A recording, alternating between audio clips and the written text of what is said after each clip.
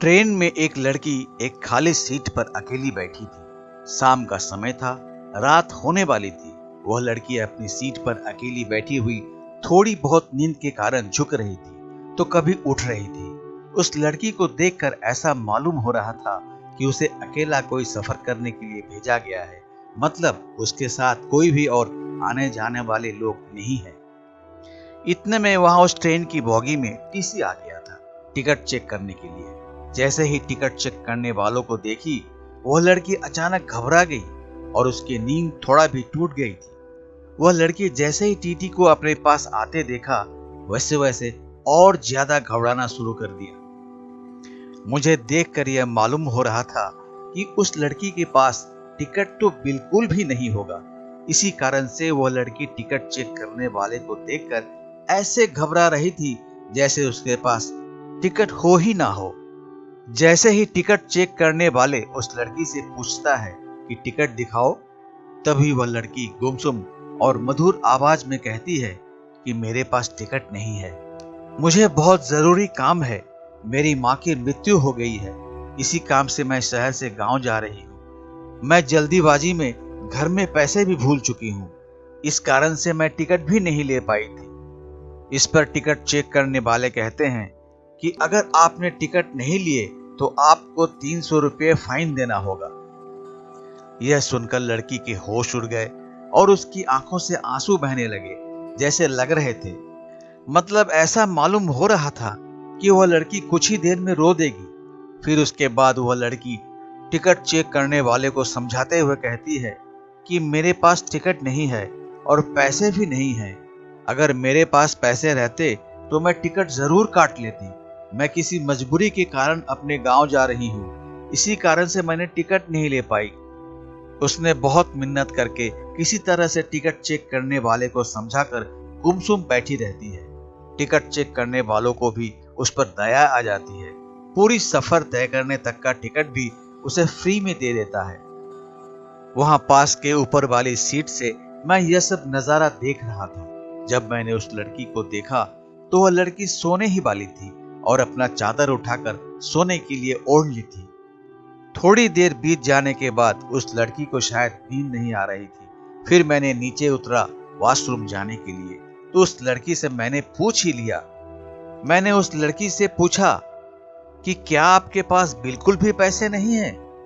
वह लड़की घबराई और कहती है कि मैं जल्दबाजी में घर से निकल गई हूँ, जिस कारण से मैं पैसे लेना भूल गई हूँ।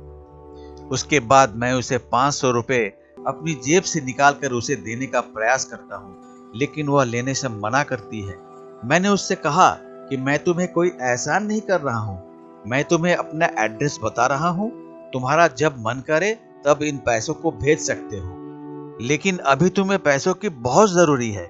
इसके बिना तुम भूखे रहोगे और घर जाने के लिए टैक्सी इत्यादि का भाड़ा भी तो चाहिए। इतना सुनते ही और मेरे मनाने के बाद वह लड़की पैसे ले लेती है और कहती है कि मैं घर जाकर पैसे का इंतजाम करके आपको उन पैसों को भेज दूंगी। उसके बाद लड़की सो जाती है। लड़की का सफर सुबह 2 बजे पूरा हो जाता है और लड़की उस ट्रेन से उतर जाती है। उसके बाद जब मैं नींद से जागा तो देखा कि वह लड़की अपनी सीट पर उपलब्ध नहीं है।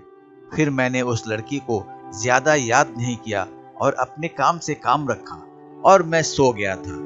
घर पहुंचकर 4 दिन बीत जाने के बाद मैंने जिस पते पर पैसे भेजने के लिए एड्रेस दिया था, उस पर एक चिट्ठी आती है।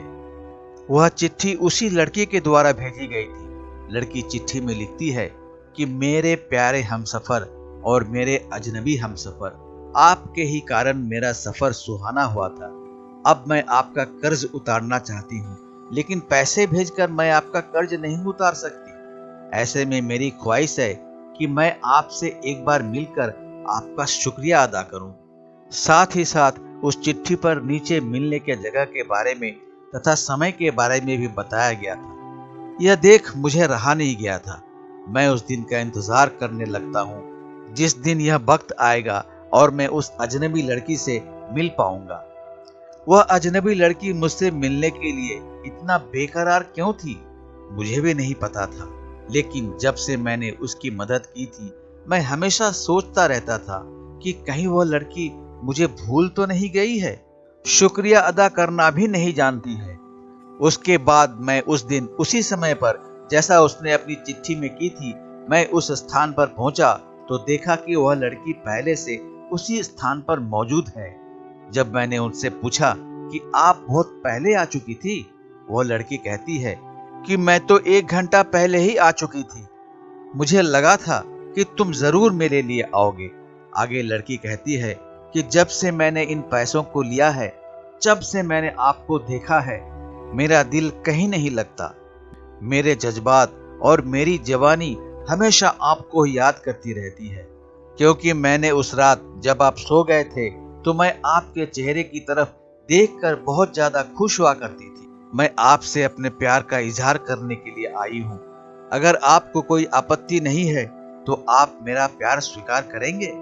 मैं पूरी जिंदगी आपके साथ गुजारने के लिए तैयार हूँ। साथ ही साथ मैंने अपने माता पिता से आज्ञा लेकर आई हूँ और आपके बारे में बताकर भी आई हूँ। फिर उसके बाद मैं भी बहुत खुश हो जाता हूँ और लड़की को तुरंत गले लगा लेता हूँ। फिर हम दोनों की शादी जल्द ही करवाने का हमारे माता पिता तथा अभिभावक वादा करते हैं।